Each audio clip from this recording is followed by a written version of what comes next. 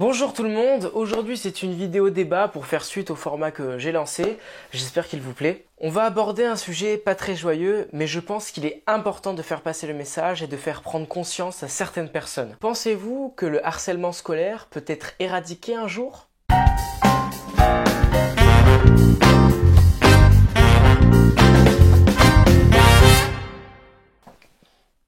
Non. Non, plus sérieusement, on va déjà définir ce qu'est le harcèlement. J'ai parlé de harcèlement scolaire, mais en général, c'est l'harcèlement. L'harcèlement, c'est un groupe de personnes ou une seule personne qui s'en prend à une autre. Juste parce que peut-être cette personne est différente, ou elle a une dent contre elle, ou que ses harceleurs sont jaloux d'elle. Et le plus cruel, c'est ce qui définit l'harcèlement, c'est que c'est récurrent dans le temps. C'est souvent, c'est même des fois tous les jours. Enfin, pas la peine de préciser que c'est ignoble et injuste et qu'il ne faut pas faire ça aux autres. Il y a malheureusement plusieurs types d'harcèlement. L'harcèlement scolaire, c'est le sujet de notre vidéo. L'harcèlement physique, c'est des violences faites à autrui tous les jours, très souvent. L'harcèlement verbal et psychologique, c'est insulter une personne, appuyer sur un défaut qu'elle a ou quoi, c'est vraiment dire ses défauts, l'insulter, être méchant avec elle tout le temps. Il y a aussi le cyberharcèlement qui est un peu plus de notre génération, c'est de l'harcèlement mais sur les réseaux sociaux, donc c'est-à-dire l'insulter, l'afficher sur les réseaux devant tout le monde, enfin voilà, essayer d'humilier une personne. Il y a aussi l'harcèlement sexuel, il porte bien son nom, et il y en a encore plein d'autres, la liste est très longue, mais bon, je vous ai cité les principaux. Comme pour la vidéo de l'école, et je rappelle que si vous cliquez ici, vous pouvez aller voir la première vidéo, je vais poser un cadre, raconter mon expérience pour pouvoir mettre un peu de contenu pour le débat. Et aussi, comme je l'ai dit dans la vidéo sur l'école, j'ai été donc harcelé, moi aussi, pendant l'école primaire. Tout a commencé en CM2.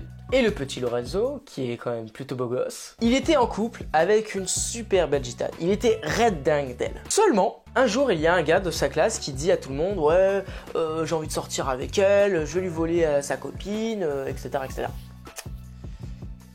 La castagne. Un jour, j'ai pris mon courage à deux mains et je suis allé le voir devant la cantine. Oui, je me rappelle de tous les détails parce que cette expérience m'a tellement marqué que je me rappelle vraiment de tout. Donc je suis allé le voir devant la cantine et je lui ai sorti un « Si tu veux la voir, il faudra me passer sur le corps !» Seulement, ce que je n'avais pas remarqué, c'est qu'il y avait un pote à lui qui était derrière moi et qui m'a pris par les épaules, m'a donné un coup de genou dans le dos et ensuite je suis tombé et là, trou noir. C'était tellement intense en adrénaline que du moment où je suis tombé par terre, je me rappelais de plus rien, c'est le trou noir pour moi. Bon, après, mes potes, ils m'ont raconté qu'il y a un de mes meilleurs amis qui est venu, qui m'a défendu, donc respect et merci à toi. Et ensuite, une dame de service est venue pour les séparer, elle m'a pris et ensuite, direction la directrice. Là, pour vous remettre dans le contexte, j'étais un premier de la classe. Je m'étais jamais battu de ma vie ni rien. Et donc, un premier de la classe qui va chez la directrice, ça le fout mal. Bref, je sors mon meilleur jeu d'acteur, je pleure, j'ai pleuré aussi, et je pleure en expliquant que c'était de leur faute, qu'ils m'avaient cherché, que moi j'avais rien demandé, etc. etc. Donc l'info remonte à ma professeure, et en classe, devant tout le monde, elle a engueulé les trois, parce qu'en fait ils étaient trois, et en fait l'harcèlement a commencé à partir de ce moment-là, parce que j'étais considéré comme un faible, un rapporteur, et que voilà, j'étais pas capable de me défendre tout seul. Ce qui est totalement faux, on n'est pas un faible quand on essaye de se défendre en faisant appel à des adultes. Ça, vraiment, mémorisez-le. Et du coup, ce qui s'est passé, c'est les 2 jours suivants, à chaque fois qu'il me croisait ou quoi, le matin, le soir en repartant, il m'insultait, il me jetait des mauvais regards. Enfin, moi j'étais flippé, quoi, j'étais désemparé, je savais pas du tout ce qu'il fallait faire parce que bon, je me suis dit si je le répète à la prof ou à la directrice, je vais repasser encore pour un faible. Je savais pas du tout vers qui me pencher, qui parler. C'était vraiment très compliqué à ce moment-là. Heureusement, ça n'a duré que 2 jours parce qu'en fait, j'ai des parents qui sont très proches et mon père, il avait senti, aussi ma mère, mais mon père avait surtout senti qu'il y avait quelque chose qui allait pas dans mon comportement et du coup, il m'a demandé et c'est là où je lui ai tout avoué. Et la suite, c'est lui qui va vous la raconter. Donc bonjour, voilà, comme vous l'a expliqué mon fils Lorenzo, il y a quelques années de ça, il a eu des problèmes à l'école avec 3 jeunes de son âge qui l'embêtaient fortement. Donc ça n'a pas duré très longtemps heureusement. J'ai vu que ça allait pas, on est très proches, donc il m'en a parlé. Je lui ai dit écoute, ce qu'on va faire c'est qu'aujourd'hui je t'emmène en voiture et on va les attendre à l'arrêt de bus. Donc arrivé à l'arrêt de bus, le 1er décembre, mon fils me dit c'est lui. Hop, je l'attrape et je lui dis écoute, t'as un problème avec mon fils, donc je veux que je puisse en discuter avec tes parents. Donne-moi le numéro de téléphone de tes parents. Qu'il a fait, gentiment, il est parti. Le second arrive, donc je lui dis voilà, t'as un souci avec mon fils, donc je veux le numéro de téléphone de tes parents. Donc il m'a tout de suite dit non, je l'ai pas, et mon père est gendarme. Et ben je dis écoute, ça tombe bien, donne-moi le nom de ton père et prénom. C'est ce qu'il a fait. Ensuite, le troisième, il est arrivé ce jour-là en voiture et je vois qu'il a compris la situation, qu'il commençait à partir. Donc j'ai sauté la barrière.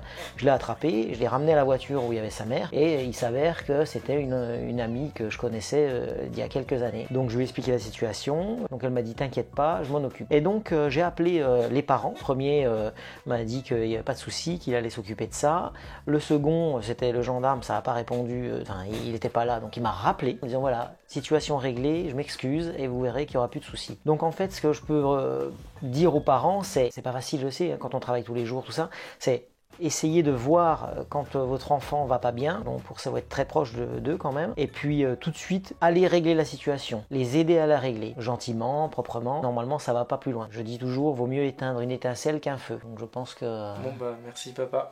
c'est normal. Bon bah voilà.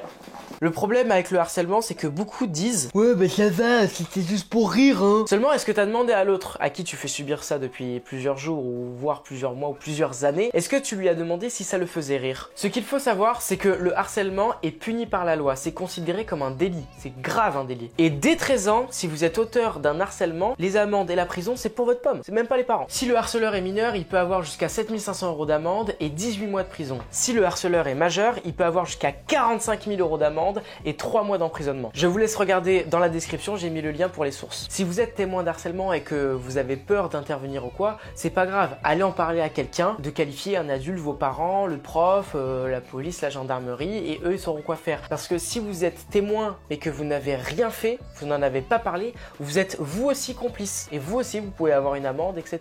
C'est de la non-assistance à personne en danger. C'est surtout très important d'en parler. Et attention, je suis pas là pour faire la morale ou quoi, hein, parce que plus tard je me suis rendu compte que moi aussi en fait j'ai été, sans m'en rendre compte, harceleur. Parce que il est là le piège aussi, ça veut dire qu'on est enfant, et souvent quand on est enfant on est un peu cruel, on dit ouais t'es gros, t'es moche, machin, c'est normal. Enfin normal, je sais pas si c'est normal de dire ça, mais ça nous arrive quand on est enfant, on n'a pas conscience du bien et du mal, on se rend pas compte de l'impact que ça peut avoir, donc c'est pour ça que c'est quand même dangereux le harcèlement, parce qu'on peut être harceleur soi-même sans s'en rendre compte. Et moi je m'en suis rendu compte en 6ème, parce qu'en fait dans ma classe, c'est vraiment nul et stupide, hein, mais dans ma classe il y avait un garçon qui était asiatique, qui avait des origines asiatiques, on l'appelait tout le temps le Nyakwe, jour et soir, matin, en se moquant de lui, on était plusieurs, où à chaque fois qu'on prenait un stylo quoi, on se disait ah regarde c'est made in Taiwan, machin, c'est nul, hein, faut pas le refaire. Mais ce que je veux dire c'est que sur le moment moi je trouvais ça drôle, c'était avec des potes et lui des fois il rigolait aussi, donc je me dis ouais bon bah ça va, il le prend bien. Mais plus tard on s'est rendu compte que bah la directrice elle est venue dans notre classe et elle a dit voilà écoutez vous devez arrêter, devant tout le monde elle a dit ça,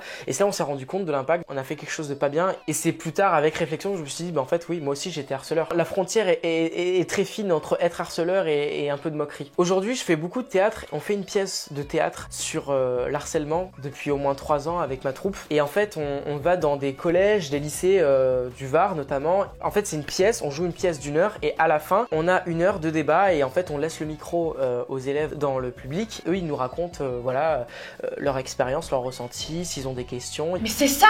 Mais retourne à ta poubelle et disparaît! Qui se ressemble? Ça semble! Les poubelles? Avec les poubelles!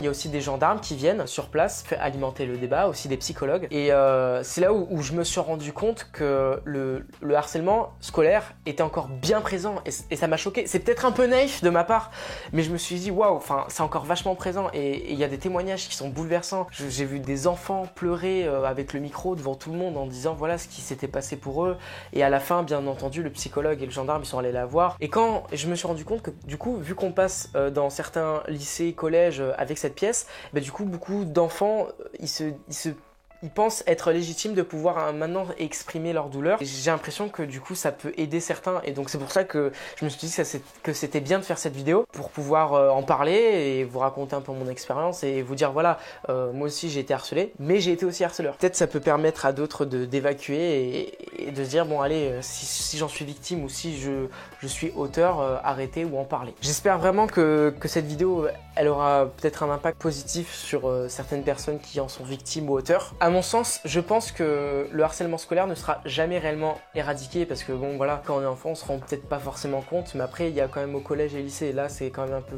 plus grave. Je pense que ça sera jamais réellement éradiqué, il y aura toujours un peu, mais c'est vrai qu'avec tout ce que fait l'éducation nationale comme prévention, parce que la pièce de théâtre sur le harcèlement qu'on fait tourner depuis 3 ans, c'est une commande de l'éducation nationale, donc ils essaient d'innover, de faire sur plusieurs plusieurs formats et je pense que c'est bien et ça va baisser la quantité d'harcèlement, mais après je pense que ça sera toujours présent. Sur ce, je vous laisse, j'espère vous retrouver pour une prochaine vidéo un peu plus joyeuse cette fois-ci, mais surtout n'oubliez pas que même si c'est pour rire et que vous pensez que l'autre ça le fait rire également, ou alors que vous dites que c'est pas grave, ou que vous êtes témoin de quelque chose qui ressemblerait à de l'harcèlement, ça ne vous coûte rien de réagir ou d'en parler autour de vous, parce que n'oubliez pas que si vous êtes auteur ou témoin et que vous ne réagissez pas, vous êtes complice et c'est très grave. Voilà, j'espère que le message sera passé.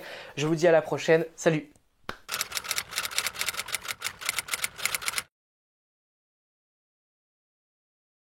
One, two, three, four.